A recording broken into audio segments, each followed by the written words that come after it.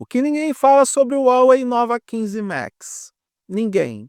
Nem alguns produtores de conteúdo que contam com parceria com a marca, nem a própria Huawei, nem, sei lá, sites de tecnologia, blogs, portais. Nesse vídeo eu vou falar tudo aquilo que você precisa prestar atenção nesse lançamento da Huawei no Brasil. No momento que eu estou gravando o vídeo, não tem preço confirmado pela Huawei de quanto vai custar a brincadeira.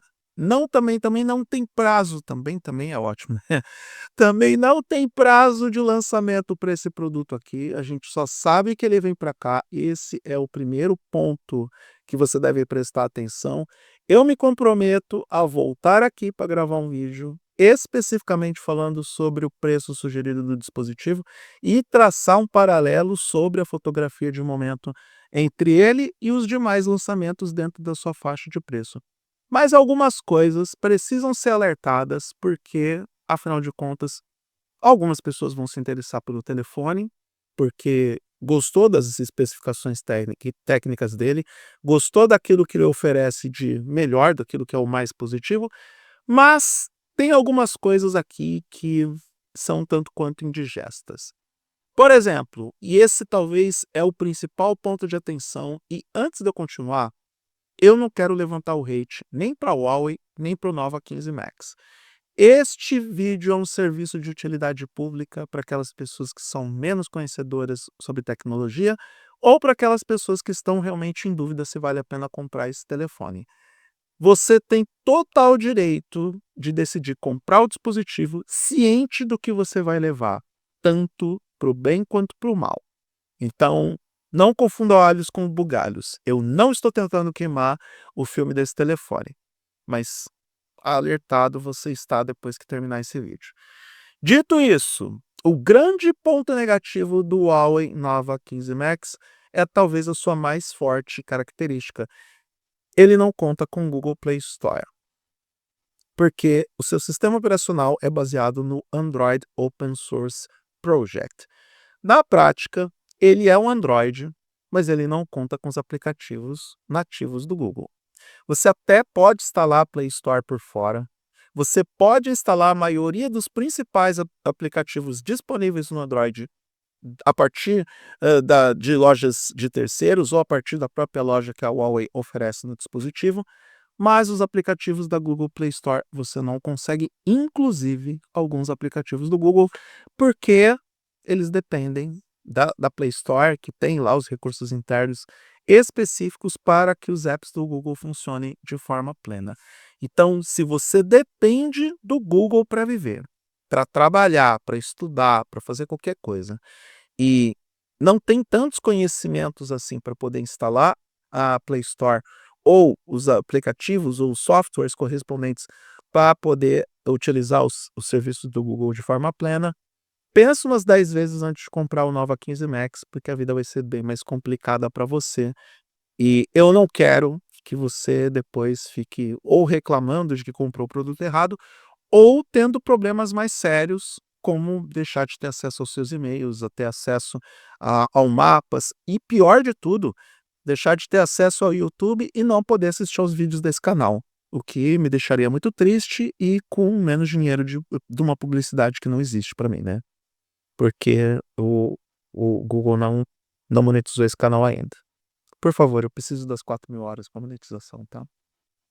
Esse telefone não tem 5G, tá? Ele é um smartphone 4G, porque existem as limitações das sanções norte-americanas e até também por uma relação custo-benefício, a Huawei optou por não colocar o chip 5G aqui, mas principalmente por conta das sanções aplicadas pelos Estados Unidos, onde a Huawei não pode negociar com empresas norte-americanas, não pode ter os americanos como parceiros, e aí esse telefone não conta com rede 5G.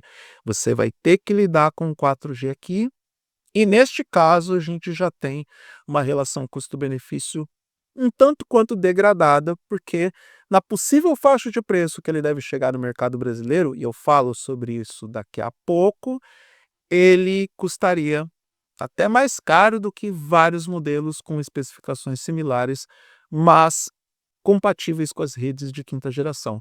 É claro que algumas pessoas não vão olhar exclusivamente para isso, vão pensar na autonomia de bateria e, além de todo o conjunto de hardware e software, a autonomia desse modelo vai ser maior porque ele não tem o 5G. Uma coisa está atrelada à outra. Agora, não contar com esse recurso pode sim prejudicar a experiência de uso de muita gente, principalmente aquelas pessoas que são o público-alvo da Huawei, que é a galera que precisa estar em mobilidade o tempo todo. Peso de 232 gramas é outro problema, porque a gente tem uma bateria de grande capacidade, mas aparentemente essa bateria cobrou um preço desse telefone. Não que ele seja excessivamente pesado ou que conte com o mesmo peso de um modelo que, por exemplo, aqueles smartphones super reforçados, super protegidos, que eu já falei sobre eles tanto aqui quanto no targetled.net, que são autênticas power banks disfarçadas de smartphones. Não chega nesse ponto, mas ele é consideravelmente mais pesado do que boa parte dos smartphones que são lançados hoje no mercado, e isso pode influenciar não só a sua experiência de uso, mas também os aspectos de mobilidade. Carregador de 40 watts. A recarga por cabo é compatível com 40 watts. Isso aqui eu não consegui entender o que a Huawei fez nesse caso. Porque é uma bateria grande, são 8.500 miliamperes. Pensa no cidadão ter que esperar esse tempo todo para poder recarregar uma bateria enorme como essa. Não faz muito sentido. A gente tem modelos no mercado, modelos asiáticos, que contam com baterias não de 8.500, mas, sei lá, 7.500, 7.000 miliamperes, que já são compatíveis com carregadores mais rápidos do que esse. É uma escolha polêmica, controversa e que, na minha opinião, não faz muito sentido de acontecer. E o proprietário que lute para poder deixar esse smartphone carregando durante, sei lá, 1h30, 2 horas, né? Não faz muito sentido para mim. A câmera frontal é de 8 megapixels, o que também poderia ser um pouco melhor. A gente sempre fala que no lance da fotografia hoje não é apenas a quantidade de megapixels no sensor, tem outras variáveis, passa do pós-processamento de imagem e a capacidade do software em trabalhar com inteligência artificial, até mesmo o tipo de sensor que você tem, qual é o fabricante, qual o tipo de calibração, o como que o software, o aplicativo de câmera vai trabalhar com a parte fotográfica. Mas vamos combinar que, pelo preço que esse telefone deve chegar no mercado brasileiro, 8 megapixels é pouco, tá? Poderia ser melhor. A gente está falando de um intermediário intermediário. Não estamos falando de intermediário de entrada aqui, tá? E aqui reforça a tese de que a Huawei lançou esse telefone muito focado na autonomia de bateria e deixando de lado praticamente todo o resto. Da mesma forma, a câmera auxiliar de 2 megapixels para profundidade é um elemento inútil. Ela quase que entra na categoria do isso aqui não serve para nada, exceto para dizer que tem. E tudo bem, você pode ser aquele tipo de pessoa que só vai tirar foto do lanche do McDonald's na praça de alimentação. Você pode ser o tipo de pessoa que jamais vai usar o sensor de profundidade. Talvez porque você nem saiba o que o sensor de profundidade pode fazer por você. Mas para aquelas pessoas que vão utilizar, levando em consideração a possibilidade desse dispositivo custar na casa dos R$ 3.000 no Brasil, ter um sensor de apenas 2 megapixels nesse aspecto chega a ser uma piada. Tá bom, eu sei.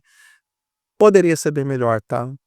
Eu sei que você não se importa muito, mas poderia ser bem melhor. E no final das contas, e aqui a gente entra na parte de chutômetro, rumores, especulações. Mas vamos pegar o preço desse dispositivo lá fora para tentar entender o que vai acontecer aqui. Por exemplo, na Arábia Saudita, o mesmo Huawei Nova 15 Max que já chegou no mercado custa 1.299 real. Real, moeda de lá. Na conversão dá na casa dos 2.400 reais.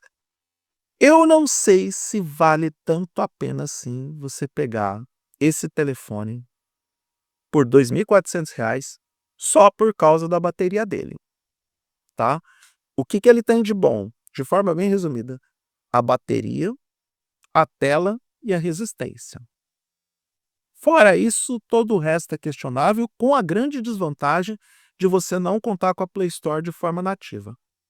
Existem modelos com características similares, com exceção da bateria, que são com modelos com bateria menor, que entregam mais ou menos a mesma coisa, custando bem menos. E aí você decide se vale a pena ou não. De novo, especulação. Quando o preço desse smartphone for anunciado, eu volto aqui e gravo um novo vídeo falando especificamente do preço dele no mercado brasileiro e da relação custo-benefício. Mas com essas informações apresentadas até aqui, você pode começar a fazer as suas avaliações e tomar suas decisões, ou esperar pacientemente a Huawei se pronunciar sobre o assunto e falar do preço do Nova 15 Max.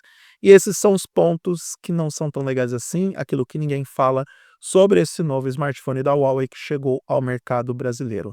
Se você gostou do que viu nesse vídeo, se inscreva no canal, dê o like, compartilhe o conteúdo, clique na sineta para receber as notificações de novos vídeos. Se você der o like, já me ajuda bastante, porque indica para o algoritmo do YouTube que este vídeo prestou. E eu te agradeço muito por isso. Eu sou Eduardo Moreira, agradeço pela atenção também, pela confiança. Um grande abraço para todo mundo e até a próxima.